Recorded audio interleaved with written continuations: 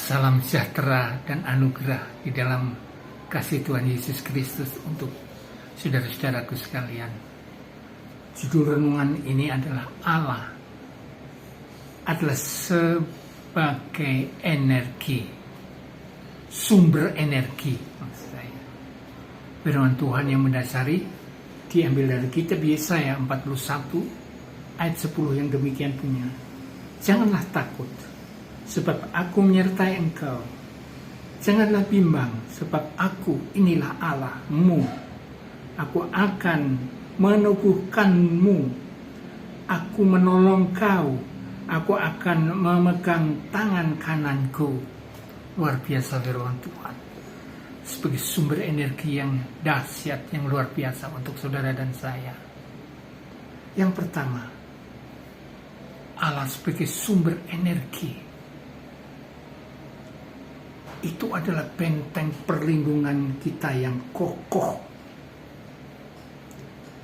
terbukti dengan kuasanya di dalam sejarah telah menolong kita, bangsa Israel. Semua bangsa di dunia telah ditolong, diberikan nafas hidup, kekuatan dan kuasanya. Mazmur 46 ayat 10 ayat 2 maksud saya.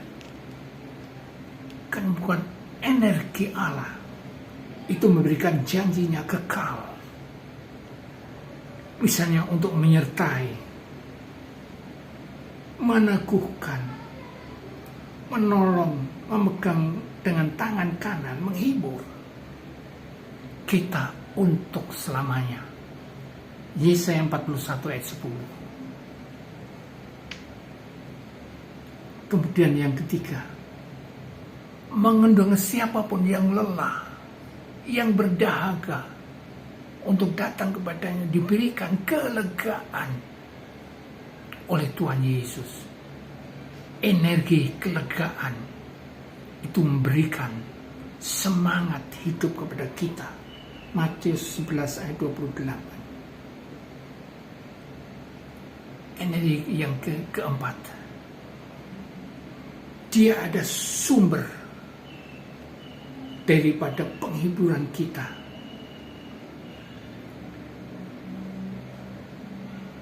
Itu mendorong kita.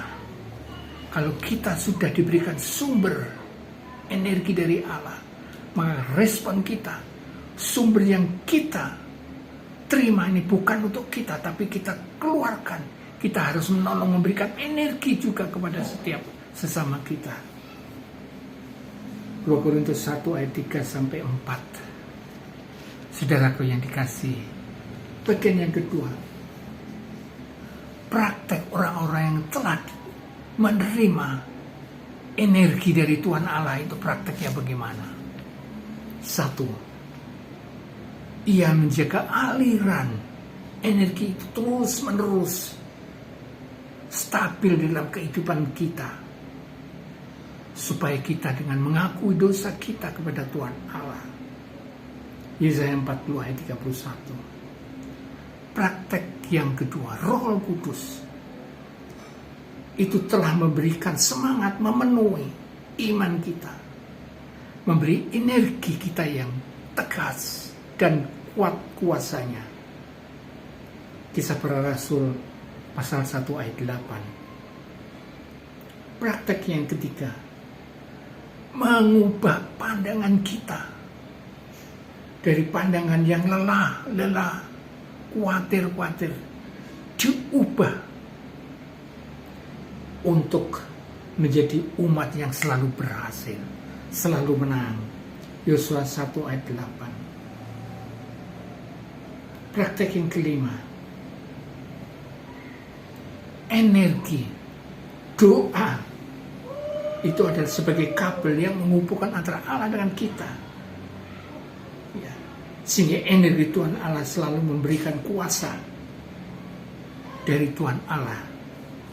Yakobus 5 ayat 16b. Praktek yang keenam, mereka akan tetap menyala di tengah-tengah kegelapan dunia, karena energi Allah itu tetap memberikan Roh Kudus yang memberikan kekuatan, semangat, dan kuasa menyala-nyala di dalam gelapnya dunia.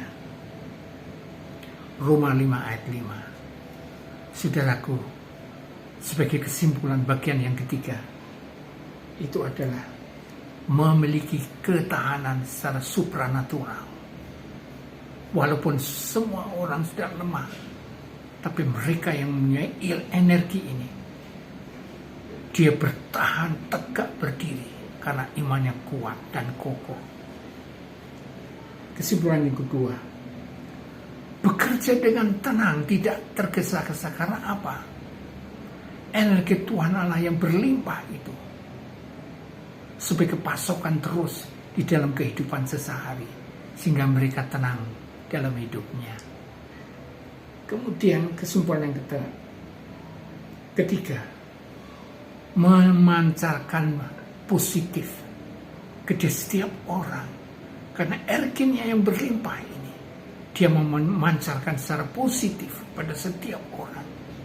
Sehingga setiap sama kita terpengaruh oleh energi positif yang dari Tuhan Allah. Sehingga semakin luas, semakin orang yang menerima energi dari Allah. Kesimpulan yang keempat, berserah total pada Tuhan Allah. Apa yang Tuhan kehendaki, kita berserah. Karena energi dari Allah ini terus memberikan kekuatan dan kuasa pada kita, memberikan setrum terus pada kita. Kita tidak bisa lepas karena berserah terus. Yang kelima, hidup dalam damai sejahtera.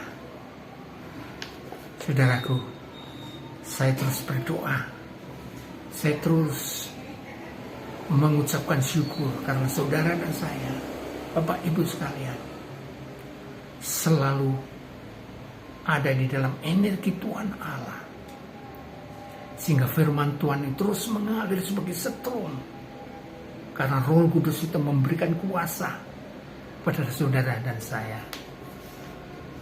Immanuel, amin.